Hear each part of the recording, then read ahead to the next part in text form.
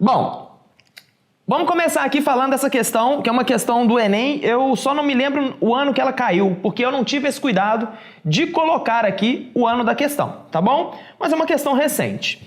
Ela me diz o seguinte, ó. Um sonorizador é um dispositivo físico implantado sobre a superfície de uma rodovia, de modo que provoque uma trepidação e ruído quando da passagem de um veículo sobre ele, alertando uma situação atípica à frente, como obras, pedágios ou travessias de pedestres. Eu acho que você já deve ter tido um contato com esse tipo de sonorizador, se você já viajou a longas distâncias, né? Basicamente, o sonorizador é meio que uma região da pista bem pequena, que quando o carro passa por cima dela, o contato entre o carro, né, o pneu do carro e o asfalto faz com que um barulho de alta intensidade seja emitido para você ficar um pouco mais alerta que naquela região ali ou nas proximidades daquela região existe algum obstáculo. Tudo bem? Então, basicamente, é como se fosse isso daqui, ó. Deixa eu tentar fazer um esquema aqui. Tiago, quando você coloca o esquema, a questão é de 2018. Isso, questão 2018. Obrigado, Venésio. Por nada. Aqui, ó. Aqui é como se fosse a pista, tudo bem? E aqui tem o meu carrinho. Vou colocar o meu Fiat Uno aqui. Esse meu Fiat Uno hoje aqui ele vai ser preto, tá? 2012, 4 portas completos. Ó. Ele vai passar aqui, ó, nessa região que eu vou dar um destaque aqui. Parecendo um Fitinho 147, hein, Tiago? É verdade, hein? Pode ser. Relíquia. E aí, esse sonorizador aqui, ele tem uma característica que é a seguinte. Se eu der uma ampliada nele aqui, ó, o que a gente vai perceber? A gente vai perceber um padrão. Ele é como se fosse constituído por mini lombadas, assim, ó. E quando o carro passa por ele, né, ele fica toque, toque, toque, toque. Fica fazendo barulho o tempo todo. E aí no conjunto da obra, né, você tem um barulho contínuo aí que faz você, como motorista, prestar um pouco mais de atenção nas adversidades que você pode encontrar aí pela pista, tá bom? Mas vamos lá.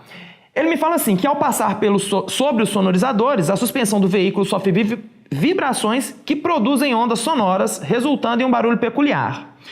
Considere um veículo que passe com a velocidade constante igual a 108 km por hora. Então já temos um primeiro dado. A velocidade é igual a 108 km por hora. Sobre o sonorizador, cujas faixas estão separadas por uma distância de 8 centímetros. Então, ó, a distância de separação entre as faixas é de 8 centímetros. Vamos falar um pouquinho sobre isso, tá? O que seria a distância de separação entre as faixas? Basicamente, ele está chamando cada lombadinha dessa aqui de faixa, ó. Então, isso aqui é uma faixa, isso aqui é uma faixa, isso aqui é uma faixa. Tranquilo? E aí ele me fala que a distância entre duas faixas consecutivas é de 8 centímetros. Perfeito? Bom, como ele está falando aqui sobre ondas, a gente consegue visualizar que esse meu sonorizador aqui, ó, parece que ele exerce um padrão aqui de ondas, concorda? Você consegue visualizar que nessa figura você tem aqui uma onda que tem um formato senoidal? Tranquilo? E aí, essa distância aqui, né, entre duas faixas consecutivas, é a mesma distância que está associado a dois pontos aqui que a gente conhece das ondas, né? Isso daqui seria uma crista, isso daqui seria um vale, isso daqui seria uma crista, isso daqui seria um vale, e assim por diante, crista e vale.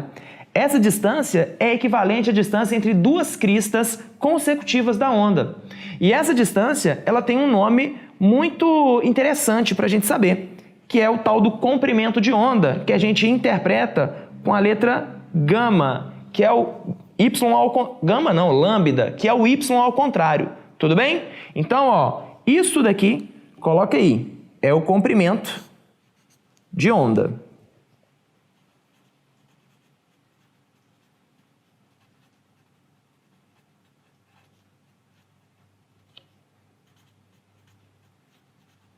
Beleza?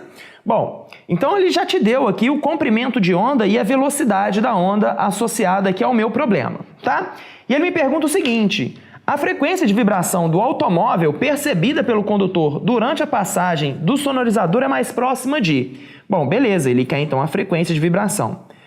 Eu recomendo que quando você estiver fazendo, né, o exercício do Enem, lá na sua prova, é interessante que você economize tempo. E para você evitar de ficar lendo a questão várias vezes, organize os seus dados dessa forma para você saber o que você tem e o que você precisa calcular. Tudo bem? Então aqui a gente está querendo estabelecer uma relação entre a velocidade e o comprimento de onda para que eu ache a frequência. E aqui a gente precisa lembrar do conceito de velocidade de propagação da onda. A velocidade de propagação da onda, ela pode ser encontrada a partir de uma equação muito tranquila, que a gente chama de equação fundamental da velocidade da onda, que é essa equação aqui, ó. Deixa eu colocar aqui. V é igual a o comprimento de onda vezes a frequência. Lembra dela? V igual a lambda F. Vou lamber ferida. Meu Deus. Tudo bem, serve também, tá bom? Bom, e aí a gente já tem os dados, agora basta a gente conferir se a gente pode julgar esses dados do jeito que estão dentro da nossa equação e terminar as contas. Bom, vamos conferir. Para a gente julgar os dados dentro da minha equação, eu preciso saber se as unidades estão compatíveis. Bom, olha aqui a unidade da minha velocidade, é quilômetros por hora. Olha a minha unidade do comprimento de onda, é centímetro. Quilômetro com centímetro não tem uma compatibilidade, tudo bem? Aqui a gente vai ter que fazer uma certa conversão. Primeira coisa que a gente vai fazer então é a seguinte, vou utilizar as unidades padrão do Sistema Internacional de Unidades e Medidas, tá bom? Então ao invés de usar quilômetros por hora para velocidade, eu vou usar metros por segundo, e ao invés de usar centímetros para comprimento de onda, eu vou usar metro. E aqui a gente vai ter que usar a conversão das unidades de velocidade, que existe uma regrinha também bem básica, né?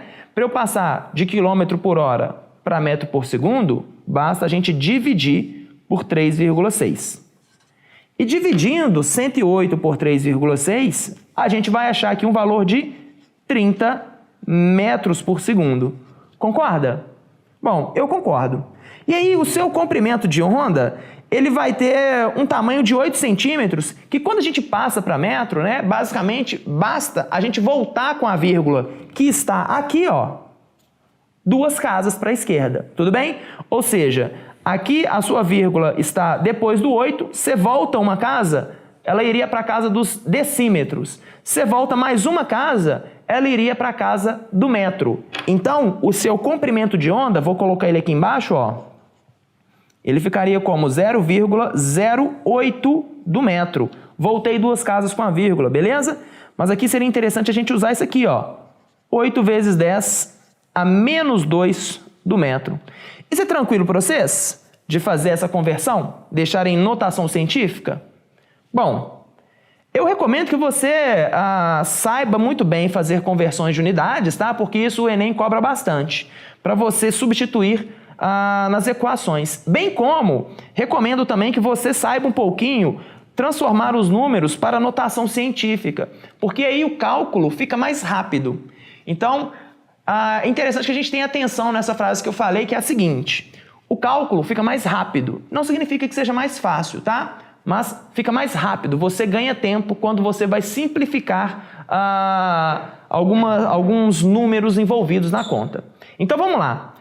Convertidos aqui os dados, vamos substituir na minha equação da velocidade da onda. Velocidade é 30, isso é igual ao comprimento de onda, que é 8 vezes 10 a menos 2, vezes a minha frequência. Aqui agora é álgebra simples, né? Pego esse 8 vezes 10 a menos 2 que está multiplicando a frequência, ó, passo ele dividindo. Então a gente faz isso aqui, ó. A minha frequência vai ser igual ao 30 que eu já tinha do lado de lá, dividido por 8 vezes 10 a menos 2. Perfeito? Bom, aqui eu vou escrever isso aqui, ó. Pegar só os números, 30 dividido por 8, e essa potência de 10, eu vou passar ela para o numerador. E quando a gente passa ela para o numerador, basicamente, o expoente fica positivo. Tudo bem? A gente troca o sinal. Agora é só resolver o resto da conta. Então a minha frequência vai ficar então a 30 dividido por 8. Se você fizer uma conta aí um pouco mais simples, né, você vai simplificando aqui, você vai achar um valor igual a 3,75, né? Eu só repeti aqui, mas deixa eu só apagar aqui. 30 dividido por 8 vai ser 3,75 vezes 10 a 2. Bom, isso daqui então vai me dar uma frequência final de 375 Hz. Tudo bem?